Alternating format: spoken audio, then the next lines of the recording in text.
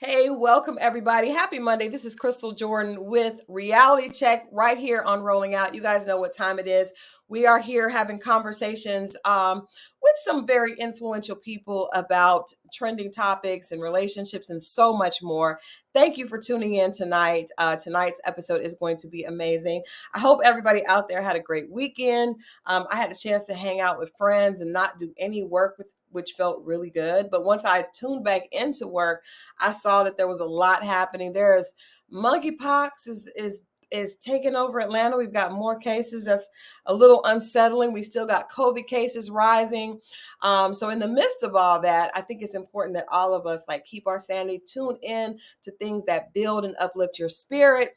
And if you need to take a break from things that don't, feel free to do that. We also saw that Jennifer Lopez and Ben Affleck got married over the weekend. And what's interesting to me about this is the fact that Jennifer Lopez and Ben Affleck got married in Vegas in a very small ceremony with just their children, right? And family, close family. I don't even know there's a lot of family, but we do know their children were there.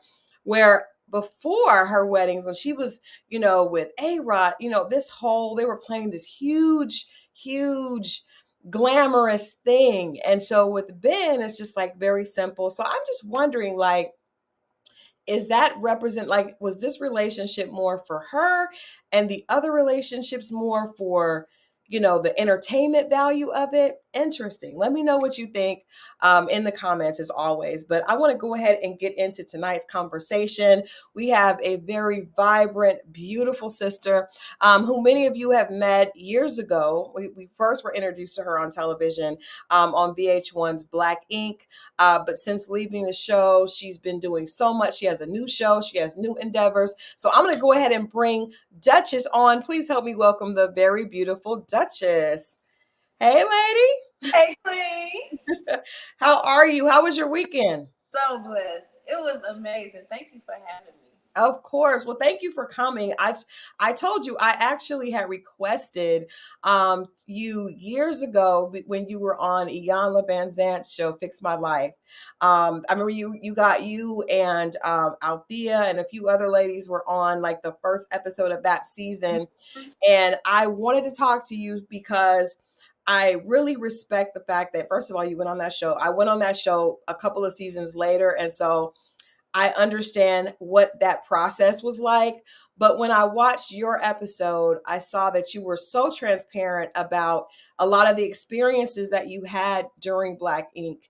And, just how all of a sudden being thrust into the public eye was difficult for you. And I thought that just that transparency, number one, it takes a lot of strength and courage to be able to do that. So I want to just ask you from that show. We know I want to talk to you a little bit about some other things that have come out in the media and your take on that. But where are you at? Because we saw that you were struggling with some things and you shared that public on your platform. But you have a whole new show and you're still in the public eye. So obviously you managed to find some balance that works for you. Absolutely. The number one thing that I feel like I gained from this experience, the first time in TV, we had no control. Yeah. You are a talent, completely new to the industry, don't really know the game like that. So they treat you like that. And they take advantage. They take a lot of things, for granted. They make you feel very uncomfortable because if you don't know what this industry is and you're just thrown into it, it can handle you any kind of way. So That's kind of what the first round of reality TV was for me. This time around is different because I have a say. And not only do I have a say, but I'm working with people that look like me. Yeah. So they understand how to tell Black stories. They understand the importance of telling Black stories with, a certain level of compassion, because we live in a very tumultuous world, especially if you have Black skin. Yeah. So those stories have to be told with a little bit more grace and eloquence, I think. Right. That's what was missing with being on VH1 versus being with Cleo. It's a complete different type of energy when everybody looks like you. Right. Well, I definitely, second that. You're working here at Rolling Out. Our publisher and owner is a Black man who understands the importance of us being Black storytellers and Black creators, being able to tell our story. And it's not to exclude anyone. It's just like, I know my story and I know my people's story the best. There's certain nuances about our culture that are just authentic to us. And we know what that is. And a lot of times you can be on a quote unquote Black show, but people behind the scenes and the people running it are not.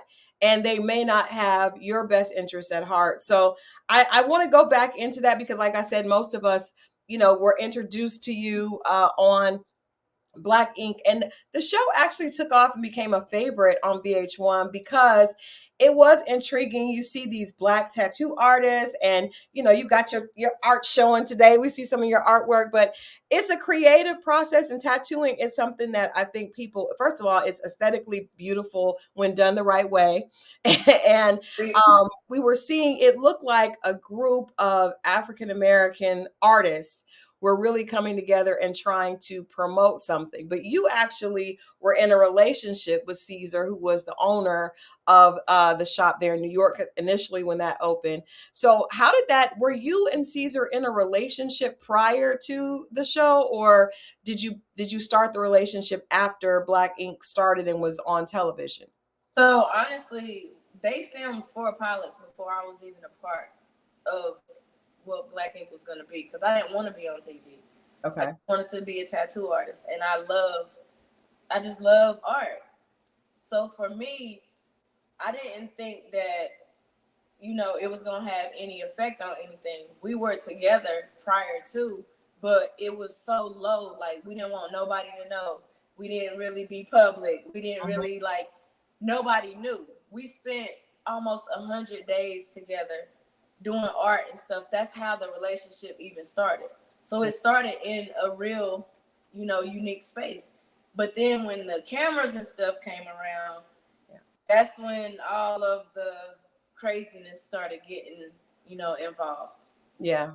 I want to ask you a little bit about that because obviously, like I said, you've been really transparent about the relationship being really toxic for you. And just recently, I'm sure you're in a good space and have moved on, and he's doing his thing. But obviously, VH1 distanced and disconnected their relationship with him because of videos that were somehow made it to the internet of him abusing his dogs. And there's been mention of him being abusive, and so much so that the show was like, we're going to split ties and sever our relationship with him. And so, of course, that brought you guys' relationship kind of back into the forefront. Like, you had said that there were things that happened in the relationship that maybe some people may not have believed you, but that definitely opened the door for people to say maybe there was something more going on that we didn't see, a few years ago. So do you think that the cameras and the added hype of being a celebrity and now having this newfound fame caused the relationship to become toxic and abusive? I would definitely say it played a role in it. To me, abuse is something it's in you. Either you're that type or you're not that type. Like, it's just the way it is. And for me, I had a previous relationship in college in dealing with domestic abuse. So I kind of felt like maybe I could, like when you feel like you can help, or maybe I can help this person. Maybe I can add value to this person and show them a different way. And that's probably one of my number one downfalls in my past, is trying to always be so helpful, as opposed to just allowing people to be who they are and putting myself in the position of where I'm okay with whoever they are, whether that means a distance or we're cool, whatever that means. But I had this kind of like, I guess, I see the good, so I'm not going to focus on the bad. But what was the bad? Because when you say you wanted to help, what did you see that you felt like you could help with, or that you could, assist in some way? The first thing that I saw that was really, really bad, it happened on camera. Because a lot of stuff, once we got on TV, you don't really have a personal life. Your entire life is basically on display whenever they deem it convenient for their schedule and for camera purposes. So it was kind of like, you don't have a life. And every time that we would have issues or, you know, going through problems, the cameras are right there too. But at some point you learn to ignore them because it's like, they're here. You don't even see them no more. Now you just living your life. And we were on set one day filming, and him and his sister got into it really, really bad. His mama came in. They all got into a crazy ass fight, wild, disrespectful, and all of this was on TV. And when I seen that's when I was like, okay, something ain't right. Who gets this angry to the point that it gotta go to this point? Yeah, like this shit ain't cool. Then it started to be just little moments here and there where you like, well, maybe, you know, I know I had some bad days dealing with, you know, the cameras and that type of energy. So I had sympathy, like maybe it's just a bad day. Okay. But no, it's more than a bad day. Right. And once it started to be a repeat behavior, and then I'm having to change my attitude to being negative all the time just to be a protection, it's like, this is a lot. Yeah. Is this really worth it? So for me, when I decided to walk away, and the producers of the show really didn't want to tell the real truth of why I was walking away, they didn't have any closure story. There's no closure story of why Dutchess of Ink leave. Yeah. There's none of that. I'm not gonna lie. I kept thinking that you were gonna come back. I did. I kept thinking. I remember I went to CIAA one year with a good friend of mine named Hillary, and we came to your shop, and you know, to the actual shop that you had in Charlotte. But I kept thinking, like, she looks so amazing with the show. It's a good look for the show. Surely they're going to have her come back, or they're going to figure out how to implement her there. And then, of course, we don't know what is for TV and what is for, you know, what's actually for real. So I was like, you know, maybe they'll be able to get back together. And then when it didn't happen, I was like, oh, okay, so that was real. That was real. It really was not an opportunity to go back. What happened, and what was like that final straw that made you say to walk away from that? Because even though I know things were hard, so many people's goal is to get to television, right? So for you to give that up and walk away, and still you're legitimately a tattoo artist. Like I said, I visited your shop. I think your mom was there. And you actually obviously love, you know, what you do. So to walk away from a show that is based in what you love and what you are excelling in, that's got to be really a tough decision. So what was like the turning point that made you say, I can't do this anymore? The turning point was when I really, like, I was at the point where I didn't want to tattoo no more. And this is something that I had before the cameras, before I met C's. I was a tattoo artist before any of these things. So for it to be something that I deeply had like a serious love and adoration for, to start to diminish, and now I'm starting to like have a disdain for it. Yeah.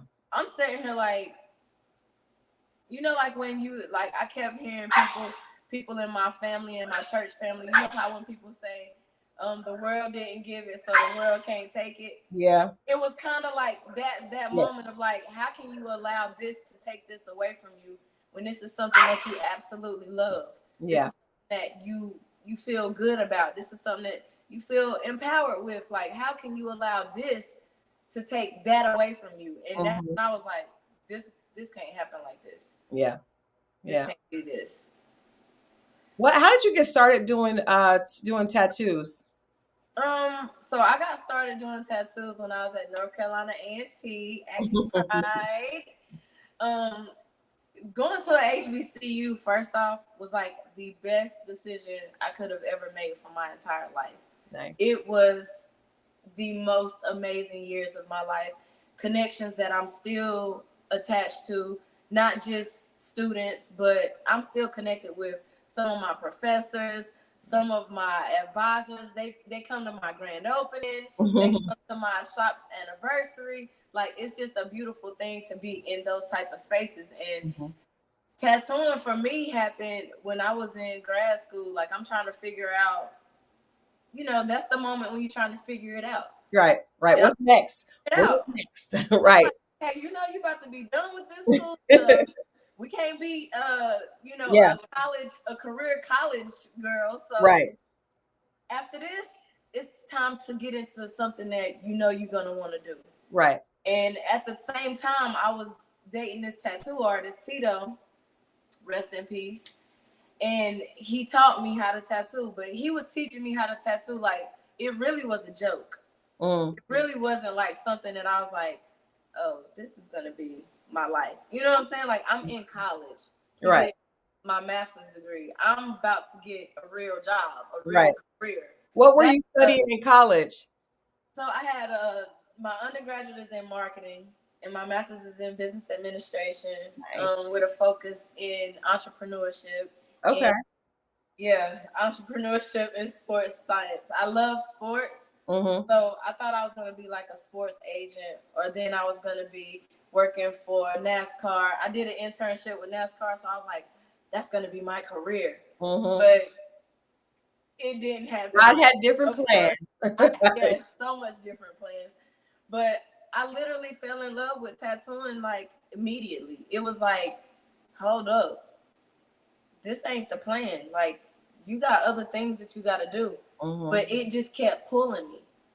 So when I graduated from A&T, I got a job in New York at an architecture firm, which was not the dream job at all. I hated the job. I hated getting up. I hated getting in that New York traffic. Yeah.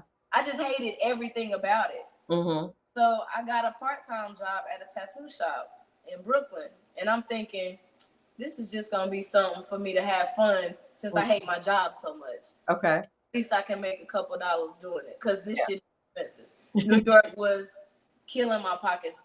I had a roommate and we still was struggling. Yeah. So I got the job at the tattoo shop, and that's when it was like, you make the same money on this job as you do that job. You hate that job. You love this one. Mm-hmm. Why not just do this one? Yeah. And do it more so you can make more money. So I quit. Mm-hmm.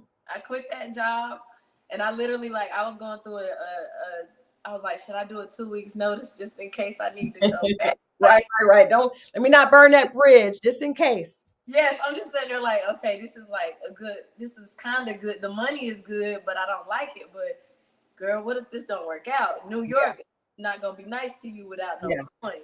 Yeah. So I just said, I'm gonna do it, and I quit. I ain't even put in a 2 week notice. Wow. And when I got that job, I was working at Gallery 54 NBA Tattoos. It was like life changing. Because I worked for a serious, this is the toughest boss I ever worked for in my life. And he owned a tattoo shop. And he had no tattoos. Now that's different. I tell you, when I first met him, I was like, I don't know if I'm gonna work for you and you don't even got no tattoos. Like, how you supposed to be the best? Right. I would definitely question that. Yeah, I'm from North Carolina, so I don't know who he is. Yeah. He's a tattoo legend. Wow. But I didn't know this at the time. So why didn't he have? I'm just curious. Why didn't he? Did he tell you why he didn't have any tattoos? He said he would never mark up his body. He promised his mother that, and he would never do it. But he would do he would mark and everybody else up. But I'm telling you, not just tattoos. He was amazing with graffiti, amazing with painting, murals, airbrushing. Like, he was a self-taught. He's an artist. Like really an artist. So he didn't really care about if it was a tattoo or if it was a painting. Long as he was able to do the artwork on it. So that's what kind of got me to really, really love it, because I'm around somebody that don't even have them, and he loved it like that. Yeah. Wow. I love that, because like watching you on Black Ink, and even your show now on Cleo and everything else that we see you on Instagram. You guys can follow her, Dutchess of Ink, on Instagram if you're not already following her, which I'm sure you are. But we don't know your history. So hearing that you had an undergrad degree and a graduate degree and then went to work for an architectural firm, like, we didn't see any of this. We just know that this is, a young lady at a tattoo shop, but there's always so much to people's story, which is why I really love what I get a chance to do, because this shows people, I think that, when you have these interviews, yes, it's for entertainment, but there's somebody listening that is at a job they hate, right? And has something else that they love, and hearing your story and how this has been, obviously this, you're in your purpose, because look what happened from you leaving that job. And then even though the situation didn't work out with Season Black Ink, you're still able to do what you love, and it's led to so many other things. So I think that's our first reality check for today's conversation is, follow your heart and let, what drives you. If you just listen to it and have faith, it will definitely serve you well. You just have to have faith in that inner voice, and kudos to you for doing that, because I know that wasn't easy to let that job. Let me tell you, I even had a job as a geometry teacher. Are you serious? Girl, I see you teaching geometry. It didn't last long, but I tried it. Let me say, I tried a couple things because I really didn't know what I wanted to do, and that's the one thing that I think a lot of people miss out on in life. They don't try enough different things to finally find something that they really, really love. Yeah. They kind of go for something that maybe their family pushed them into, or maybe it's, it's just so many different reasons why people go into these different spaces, and they don't realize, like, dang, if I just would have did what I loved or tried some other things to find what I love. Yeah. It's the journey that really makes it worth it. That's it right there. That's reality check number 2. You guys, I hope you're writing these down. It is the journey. So many people think it's the destination, but I really think it's the journey that allows you to really find out who you are and to be able to have appreciation for that. And then when you get to the destination, you're going to be on another journey anyway. Yeah. There's no final. The destination might change. Yes. Know, like times, like even me, I'm like, dang, my birthday trip, I want to go here. By the time the birthday comes, you done switch that trip 2 times. Right. That's the same way that it goes when you really going for your purpose. Like sometimes you think the destination is this, but the destination might be way greater than that. Your mind just couldn't fathom it. Yeah. That's it. That's it. Down here dropping gems with Dutchess of Ink. If you're just joining us, thank you so much for tuning in. This is Reality Check. And our first 2 reality checks have been to just follow that, listen to that inner voice. And you got to learn to appreciate the journey. It's not about the destination. It's about what you learn about yourself, what you learn about others, what you learn about what you really want while you're on that journey. Now, you mentioned that you have a master's in business admin with a focus on entrepreneurship. So look how that ended up helping you. Now you're talking to entrepreneurs. Let's talk about your show that's on Cleo now, where you actually go and interview and help bring attention and enlightenment to some Black entrepreneurs that are out here doing their thing and need some extra, just a little extra publicity. Let's talk about that. How did this opportunity start? So this opportunity started because of a dear, amazing, God-sent queen that God literally delivered into my life. Tanya Taylor. She just been a godsend ever since the first day that we met, and she linked me with these amazing Black women that own the largest Black female-owned production company. Wow. Out of New Jersey, Powerhouse Productions, Sonya and Rochelle, like these 2 queens. Like, I'm just so grateful that I'm surrounded by so much beautiful Black women that actually, like, can add value to me. Like, right. I'm used to being around people that I gotta add value to. Yeah. It's amazing to be in a space where you're around people that they add value to you. And you're still adding value to them, but it's mutually beneficial. And I think as women, a lot of times we're so ready to pour into others, and we don't often realize that we deserve to have someone pouring into us as well. And how amazing is that when it can be another sister? I love opportunities to collaborate with other Black women because I think we make each other stronger. Other Black people, period. I definitely love my sisters, but I think that as women, we could pour into men, but men should be pouring back into us. We're not just pouring into them. They need to be pouring back into us. It needs to be a mutually beneficial thing. And I think if it's not, sometimes it becomes toxic when you are giving and your cup ends up empty. and the other person is used to taking and not reciprocating. So you're here with Powerhouse Media. You have this show starting. Let's talk about, like, what are the consistent themes, because with you being having a degree in business ad, you understand like how business is run, and what are some of the issues that you see that Black businesses, especially Black owned small businesses, have that other businesses probably don't deal with in the same way. I think for a lot of us, we place stigmas on us just because of who we are and the difficulties that we experience through, like, I'm gonna be honest, just me being a Black female entrepreneur and going back to when I first got my tattoo shop in Charlotte, North Carolina. Mm-hmm. The journey was so bad, I thought I was gonna give up. Yeah. You go into different landlords, you thinking it's gonna work out, but the moment they see that you're Black, and now they're dealing with you in a different energy. But when they were talking to you on the phone, everything felt so good. And then, like, it's just rough for us, and it's meant to be rough for us. Mm-hmm. That is to discourage you. That is done so that you can give up, so that you can quit, so that you can say, well, ain't nobody gonna say yes. And the moment you give up, that yes was the next person. Yeah. You gave up. So for me, like, I can't front. Being a Black entrepreneur is so many hurdles that we experience through the process, that we allow those hurdles to kind of place stigmas on us, mm-hmm. and put us in boxes where we really don't deserve to be. Just because you're a Black owned business, don't put yourself in a box. You are a business, a successful ran business. Like, let's not put ourselves in these boxes of, Black, white, purple, because that's what makes certain people not even want to support our businesses. Yeah. A lot of people support my business that are not Black, and they don't even know who Dutchess is. They don't care who Dutchess is. Yeah. They come to Pretty and Ink because we got them Google reviews that make them feel good about coming into this business. There you go. We give them a level of customer service, a level of comfort when they come. Like, a tattoo is a painful experience. You don't want to come in there and just be like scared out of your skin, and like, you want to feel like it's a welcoming environment. That's why my mom runs the shop. Yeah. Like, she's like everybody's mom. Like, it's customers that come in that be like, Ma, what's up? Just because they've been in my shop so many times, they've developed that type of relationship. Yeah. So for me, it's about the way that your business is.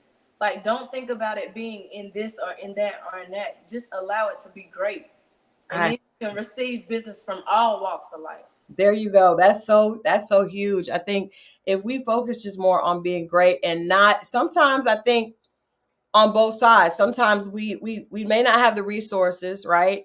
And we may not have the connections that some businesses have. But if you operate in excellence, I promise all that stuff, those doors will start to open. And that's what's key about what you just said, the level of customer service. And we have to rise to that and do that across the board, not just provide customer service for people that, okay, we don't necessarily need it like that because I know them and that's my, no, you just need to be professional across the board. And then you can get customers from every walk of life, which is what you need, because money is green. It does not have a color, So I want to take a little bit of a pivot, because like I mentioned, both of us share the experience of being on Iyanla. And one of the things that show does, that was a very unique experience, but I feel so blessed to be a part of that through Coach Latanya, be a part of the people that Miss V was able to touch during that show. And she was very clear with our group that it wasn't really about us. It was really about the people that were watching, right? And the people that would learn from that. So one of the things that you talked a lot about was, this was about self-love and mental health, because when you're dealing with cyberbullying and people talking about you, and then having a low sense of self initially, which a lot of us have, even though it doesn't look like we do, it can be like a Molotov cocktail for a lot of depression, a lot of anxiety. And so I want you to talk a little bit about how you were, some of the things that you dealt with before you got to the show, and then how have you been able to get yourself in a place now where you are practicing self-love, and you are able to deal with the fact that, not everybody's going to like you. Not everybody's going to have something great to say. How do you balance that now? And what helped you get to that point? The number one thing that helped me get to this point is really like self-awareness. A lot of us, we put the titles and the negative self-talk because of what other people have said, or other people's thoughts, or what such and such said this about you. They didn't even say it to you. Like we internalize those things, and we make those things the things that we tell ourselves.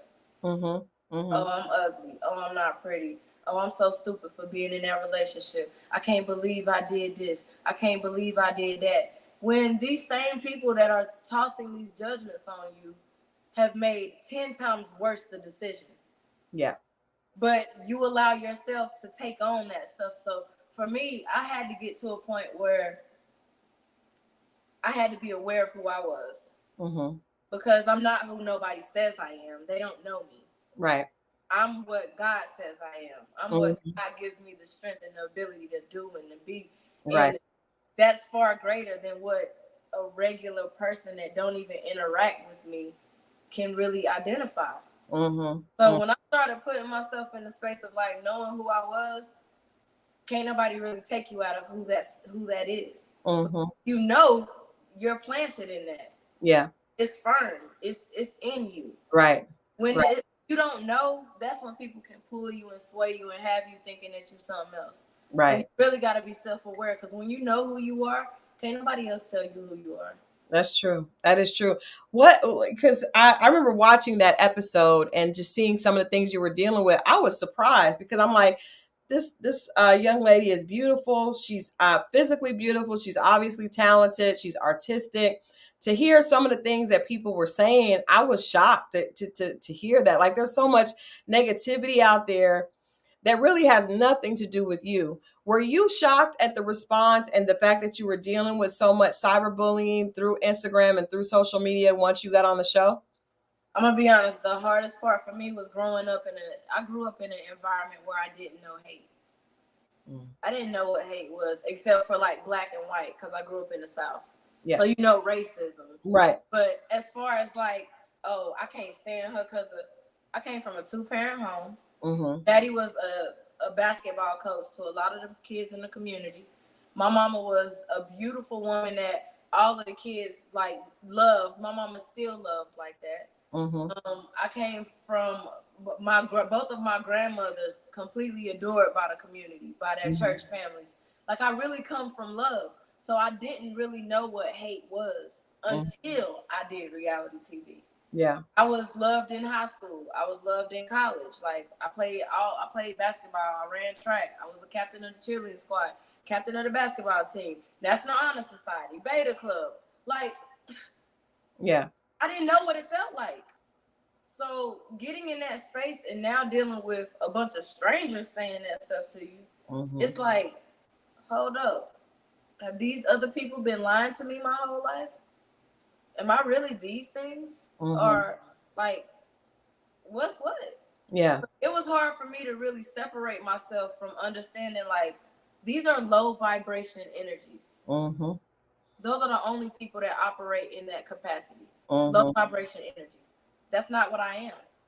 So a low vibration energy, it can't really be no interaction, because we're not on the same plane. We're not gonna meet up, right? We're not on the same plane. So I don't know why I'm allowing myself to come down here. No, that's not happening. But it took so much for me to get to the space where I wouldn't allow that. Like, I went through depression, suicide attempts, laying in my bed for days, telling my doorman, don't let nobody up, like, craziness, isolating myself. It was just, now looking back, it was like, you really were like going crazy. I'm so glad that you got yourself and God to get you up out of that, because that was definitely not who you are. Yeah. But it's a choice, and that's the number one thing that I learned. And that's the number one thing that I tell women all the time, because so many women hit me up and be like, I just love how you, like, you're happy and you're this and this happened and you don't even, baby, because I'm not those things. Yeah. Those are just parts of my testimony. Yes, I have the power to, use them as whatever expression I choose, but that's not me in totality. That's just a part of my life, a part of my story, my history. That's all is. And when we allow things to have that minimum power, that's when you gain your power back. You start caring more about yourself because, baby, I ain't gonna lie, when you get down like that, yeah, it's rough. And to anybody that is down like that, I promise you, I know what it feels like. And in the same breath of me saying that I know what it feels like, I am telling you, choose today yourself, because it's that simple. It's a choice. And nobody tells us these things. We don't learn these things in elementary school or in Sunday school, or we don't learn these things, that loving yourself is what really gets rid of all of that foolishness. But it's really that simple of a choice. So choose you today. Anybody that's going through that. That's beautiful. That's, I think, our another reality check is always to choose you. What does that journey look like? Because I have people come on all the time, and I love being able to share with listeners like this type of transparency and honesty, right? Because if you come on and do interviews and you only talk about all your successes, that doesn't help people. But when you're able to say, I know what that feels like, I was going through it, I was dealing with it, and this is how I came out, this is what I did, that's what I think touches people and helps them. Because we live in a culture right now where everyone's trying to be so perfect and so fake that it's causing other people to feel like if they don't have that fake perfection, that there's something wrong with them. And that's ridiculous. So I would love for you to share, like, what besides going on Fix My Life, because Miss V will get you. She got me so I didn't even know some of the things I was dealing with. I thought I was good, but she helped me to see some things about myself I had no clue were going on, but were affecting me. And so after that, I went back to therapy because I had been in therapy before, but I wasn't. Sometimes it takes somebody that looks like your mama or your grandmother to get in your business and be like, I see you, and that is out of order.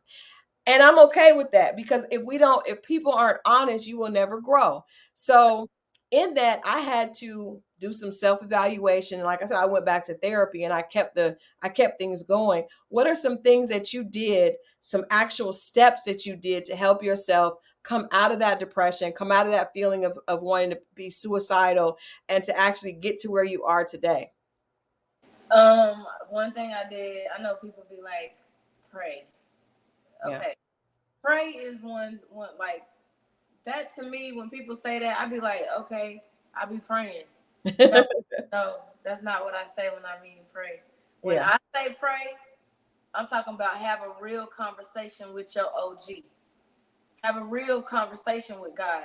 Like, really be intentional. Yeah. And really be forthright and really stand in knowing, that level of awareness we was talking about, because that's how God really hear us. Yeah. Sometimes, like when I love, so I use this analogy called Godfidence. Because confidence, Godfidence. So a lot of people say, oh, I got confidence, but then they don't be believing that God gonna deliver them out of certain things. And it's like, how you got confidence but you don't got Godfidence? Like, I'm gonna believe in him abundantly. Yeah. So in my belief in him, I also gotta have that same level of belief in myself. Yeah. That's what confidence is. So you gotta really trust and be intentional with how you praying and how you moving. Another great thing that I did is write. Yeah. I've been around people, and people be like, oh, I can't really write, I'm not good at that. But then I'll give them one thing and say, will you do me a favor and write this? Da, da, da, da. They'll write that thing. And I'm literally astonished, like, but you said you couldn't write. Like, we got to stop putting these doubts on ourselves and just do some of these things. Just try it. If it don't work, try the next thing. Try the next thing and try the next thing.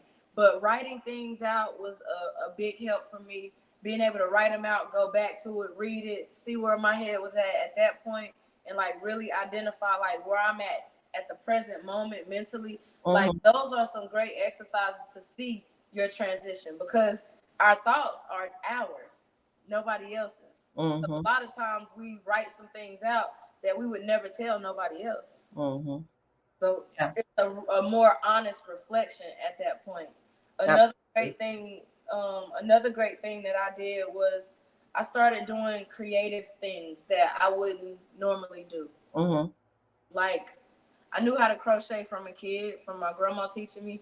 But you know, when your grandma teach you stuff and you get grown and you be like, girl, I ain't gonna never be crocheting nothing. Like, I'm going to the mall to buy me something. Right. So I started doing things that, you know, just those peace moments. Yeah. Those moments of you being able to sit still. Be still sometimes. Mm-hmm. Don't feel like you gotta, sometimes you need to be still and like really divulge in the space that you're in so that you don't ever come back to that space. Mm-hmm. And crocheting was one of those things where I would just sit and I'm sitting there crocheting, but in the midst of me crocheting, I'm thinking, I'm processing, I'm planning, I'm praying, I'm in a space of just neutrality, like just neutral energy, where I can just be what I need for that moment, whatever that is. Yeah. And I think that was very important. And self-care. And when people say self-care, a lot of times people think like, oh, go get your makeup done, go get your nails done. That's superficial self-care. Some real self-care, go get you an IV hydration. Go get you one of those sleep therapy things where they got like the salt rooms and all of that type of stuff. Like, do some stuff that's gonna make you feel good on the inside so that it can radiate on the outside. There you go. You just fixing the outside, you just putting a band-aid on it. You still excuse my language, but you're right. Yeah. You all messed up on the inside and you just got a pretty little shell on. Yeah. That's not gonna do anything for nobody in your life. So you gotta really do some self-care and some self-love that deals with in here. Yeah. I love that because it's like therapy. We do that. I'm big on therapy. I think everybody needs to go to therapy at least once or twice just to get some stuff out. Because somehow you don't even know what you may have repressed. You don't even know what you're really dealing with. Now that actually I love what you said about, do something for the inside, because I feel like there's so many young women. I feel like we're teaching young women now that they just need to fix the outside, right? They don't have to focus on the inside. But what I've learned is that fixing the outside and not the inside, those issues, it's like putting frosting on a disgusting mildewed cake, right? It's like it may look good on the outside. You go into it, you can't eat it. It's disgusting. That's actually going to eventually that rottenness is going to come to the outside. You can see it, like you can see some people's face. They may look pretty, but you feel this negative energy. It's that ugliness coming from outside. But you are partnered with Goals Plastic Surgery, and you're doing a show for them called Beyond Goals. Talk to me about what inspired you to work on this project, because that is a big thing about plastic surgery, is focusing on the external. So plastic surgery is a big industry, especially for Black and brown. Like, we are in these offices heavy. We are making these people very rich. So we definitely need to be more aware and astute of what that means for our life. And for me, I felt like a lot of times, especially women, they're getting these surgeries as a fixer and not a fixer in here, a fixer here for another person, so that, oh, my baby daddy, he like girls that look like this, so I want to get my body to look like this. Yeah. She's completely happy with how her body looks right now. But because of him, she'll go and do this. Or, maybe if I get my body done, I can get a man. But what type of man are you going to get? Like, it's just so many things that I've seen with women making these decisions that it also puts you in it just puts you in a space of fear. Because it's like, what in the world? You got girls in their 20s, early 20s, getting these surgeries right now when they don't even know what their body is going to look like. Your body has not even finished. It has not finished developing yet. I swear to God, when I see young girls, because I know from when I've always been what they call thick, which I hated. I hated being thick early on. I still would, if I could trade, I still would be like, Lord, can you, but anyway, I see. Yes. My point is, my body looks so different. The shape, it's almost like your shape does not finish until you're in your 30s. You just don't know. So when you're adding, titties and ass and all this extra stuff, you may have some ass coming up the way. You just gotta work out. Just hold on, baby girl. Hold on. The ass is coming. You have a baby. Trust me. She Don't look goes. like a Coke bottle. But that was a part of it, and it was also, women of a bigger stature with higher BMIs feeling like, okay, well, I can just go get this surgery. You can just go get this surgery, but this surgery does not change what you have done to your body. Now your body is reacting to different things differently because you've already changed your composition. The natural way of just eating bad, having bad habits, not working out, not taking care of your body. So those internals are still the same. Yeah. I don't care if you got this Coke bottle, your heart still high blood pressure, diabetes, high and blood pressure. high cholesterol with a big butt and a small waist is still unhealthy, and that's what's scary about it. Like you said, we're fixing the outside, but we're not looking towards the inside. I mean, that's huge. So, what is the show about, and how can people be on the lookout? I know they can follow you on Instagram, and they'll learn more about it. But just tell us real quickly, like, what is the overall summary of Beyond Goals? So the basic premise of Beyond Goals, we had 12 people come into a mansion, and they are all going through emotional and mental and psychological challenges that help them prepare for what life will be like potentially if they win the surgery. And that's the prize of the process, is actual surgery.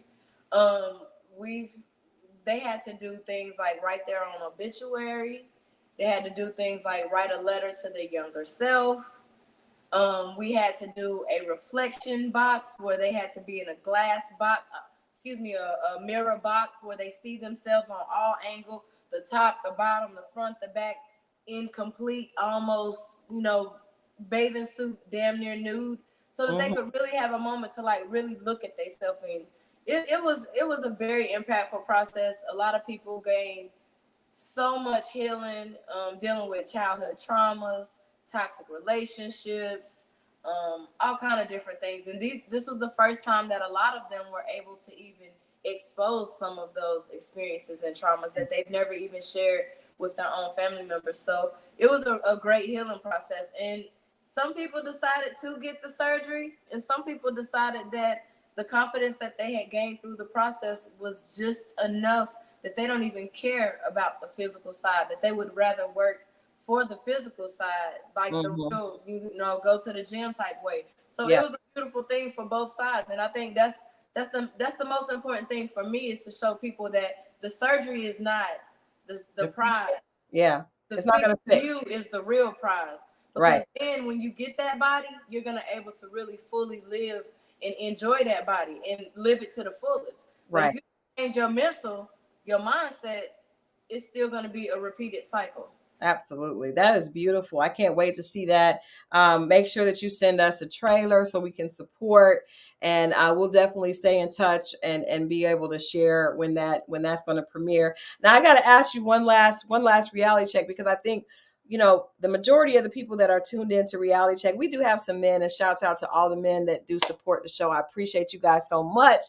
But the ladies are always looking for advice on relationships. And after going through a very public relationship on television, being young, I would love for you to share some of your just like some of the things that you learned going into a new relationship. Like, what are maybe 2 or 3 things that you can share that you learned maybe in that public relationship and others along the way that you had to make a pivot, make a change for Dutchess so that you get a better result? Because a lot of times, as I learned on Fix My Life, we're so busy looking at, the dating pool has pee in it, the dudes ain't nothing, but we have some work to do as well. So what are 2 or 3 things that you learned about what you were doing that is going to provide a better experience in a relationship with a significant other moving forward? Yeah. Women, you don't have to be a mother to a relationship. Don't mother a child. Amen and amen. You need to be in a relationship where you are both coexisting on the same parallel. You meet him here, he's meeting you there, and it's a continuous elevation. Because if it's not that, it's just gonna be it's not gonna be what you deserve. And you have to demand what that means for you. Whatever that means for you. What that means for me might be something completely different than what Queen Crystal wants. And it's nothing wrong with that either. That's another thing. Don't compare yours to the next woman. Allow yourself to really define what it is that you really want, so that you can have those things, and don't settle. Yeah. Don't settle. Do not. Don't settle. Put yourself on the pedestal that you deserve to be in. And if nobody else puts you in that pedestal, at least you do. Yeah. Work hard to keep yourself on that pedestal. Take care of yourself. Take the best care of yourself. That way, when anybody comes into your life, they know that they have to at least meet you on your level. It ain't no coming down. If you can't exist on the same level, and we'll never be on the same. We'll never be together if we ain't on the same level. Yeah. Gotta be here. So are you in a relationship now? Have you found love, or are you still in the self-love process? I'm always going to be in the self-love process. That's a never-ending story. I'm not ever stopping to tell that story. I am in a relationship right now. Okay. And that's just, I don't know what else to say about it. You're in a good place. I'm in a good place. That's good. Well, we love to hear that. I thank you so much for hanging out with us on a Monday night, and we finally got you here to be able to chat. Thank you so much. Definitely got to come back and send us this trailer for. Yes, I actually got a trailer for you right now. I have a movie that I co-wrote and executive produced. Okay. And it's on Tubi right now. It's a romantic comedy. It's called False Advertisement. Okay. And I also have a trailer for a short that we did called Moved. And Moved is a celebration of Black fathers. And I think that Queens, if we can support our Black kings a little bit more, we're going to edify them to a space where they can't do anything but be there for us, love us, support us, encourage us. We got to really get out of this space of demeaning each other and start edifying one another. I love that, man. We got to talk again on that, because I feel like, especially with social media, there is such a negative conversation pitting Black men against Black women. And it's like, we cannot get to the next level as a community without each other, if we are demeaning and downing each other. And we have to celebrate. We have to uplift Black men. We cannot just focus on Black women without also, saluting and loving on our kings as well. Like that they want to change. Don't we see that? We see that right now. I agree with you. I agree. But I think that, you can be pro. I'm pro Black. I am a Black woman till I die, but I can be pro Black woman and still be supportive and pro Black man. Doesn't mean that you have to pick one over the other, or you have to all automatically take the woman's side because you're a woman. To me, if I see something like I just saw on social media, that whole thing going where the woman was going off on the man because he didn't bring McDonald's for her other children, like that's BS and that's wrong. It's nothing. If you wrong, you wrong. And that's one thing I appreciate about Miss V, because if you wrong, you wrong. If he's wrong, he's wrong. But it's not going to make either side better to down, because at the end of the day, your children come from one half the mother, one half the father. And if you dog out that father, you are dogging out one half of that child. Period. Well, thank you again, lady. I'm so grateful that you, of course, to share your space. Thank you so much. Of course. And please send those trailers over so we can add that to rolling out with this interview. We wish you so much success. Keep doing this work and keep talking about it. Keep sharing your experiences. Keep that transparency, because that's where the healing lies for the rest of us. Like, we're not doing anything unless we're pulling each other up. And I salute you for doing that. I love you very much. And I would look forward to seeing you in person and doing this. We'll have to come. I'm going to say, anything you need me for, I'm here, Queen. And vice versa. I got you. I got you. Thank you, Queen. All right. Bye-bye. All right. And thank you guys for hanging out. Great conversation, as always, but amazing conversation with Dutchess. So glad we got a chance to have her here on Rolling Out. Now, you guys stay tuned tomorrow night. Tomorrow night, I have an exclusive reality check coming with Dr. Nicole from Put a Ring on It. Dr. Nicole has some extreme advice. She's going to be giving advice for couples. So trust me, you're going to want to tune in for this conversation. If you have questions, you're going to be able to ask them in the comments for Dr. Nicole and her partner. And we're going to wrap up this whole, the end to Put a Ring on It, get her take on the couples that stayed together, the couple that split up, and it's going to be good. And right after that conversation with Dr. Nicole at 8, we're going to have Kenneth from Put a Ring on It. You guys remember we talked to Shorty Mac. We also talked to Shay and Alfonso. We talked to Otis and Charlie, but we haven't talked to Kenneth. So we're going to talk to Kenneth Tuesday at 9 p.m. directly after Dr. Nicole. So you want to be right here tomorrow night on Rolling Out or on From Crystal with Love on my YouTube channel, because trust me, it is going to be a must-see TV night with the two of those. Dr. Nicole always brings gems. If you're in a relationship or thinking about getting in a relationship, trust me, you want to listen in for Dr. Nicole's real life advice. And then, of course, I know we all want to hear what Kenneth's rebuttal is to Shorty Mac. What was his experience like on the show? I can't wait to share it. I'm going to see you guys tomorrow. Have a beautiful night. I'll be right back tomorrow. All right. See you guys later. Bye-bye.